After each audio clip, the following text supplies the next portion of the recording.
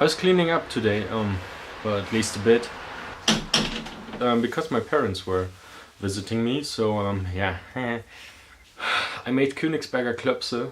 Twice a year they expect me to prepare some food, so while cleaning up I stumbled upon this guy. I made a battery pack like ages ago. It's 2 cells. You can find a tutorial on Adafruit how to make a 2-cell battery with 2 chargers and a 3-pole,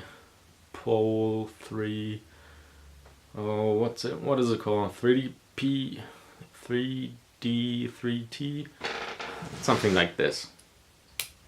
What you have here is 3 poles that you can switch to one point or the other. I made this for this little friend and I thought I had figured out the right schematics for it, but I didn't. So what happened was one of the batteries was basically shorted. I have one other cell that should be fitting for the power bank and then we'll have a power supply again. So he will be driving around with a battery pack. So this is what's left of the power bank right now. The blown up battery, I really don't know right now where to put it. What I have here is what I did, and this is the Adafruit version. They have this fritzing schematic on their page. For each switch, like each position of the switch, I drew the schematic. A is cell 1 is connected to the charger and to ground.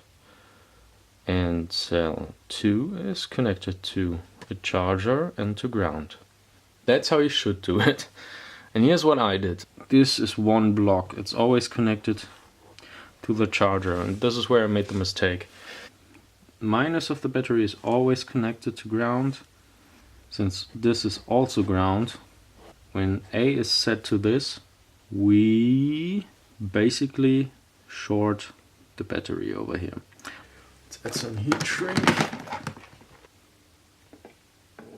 Let's not waste a lot of time with this.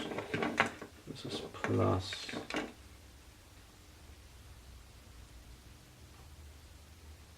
This is minus.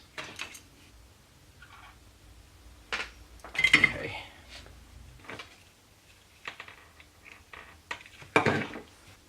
Okay, so this one seems to be dead. So what I'm doing now is trying to remove the hot glue with some isopropanol. That should work really well. Very clean. So what I'm going to do now is just throw this one away because this one seems to be broken. It doesn't flash anymore. I will clip that off and just use these cheapo standard things. So here we go. It's currently charging, as you can see with the red light here. When I unplug it, it's of course not glowing anymore, and then when I turn it on you can see 6.4 volts.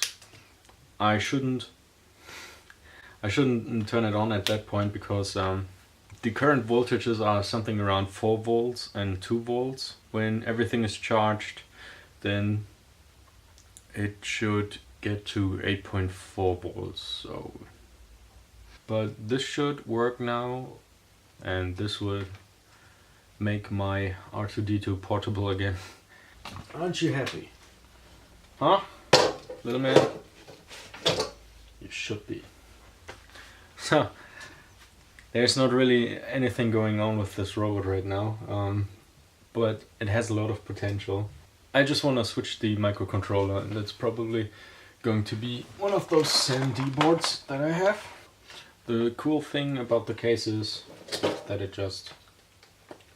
yeah.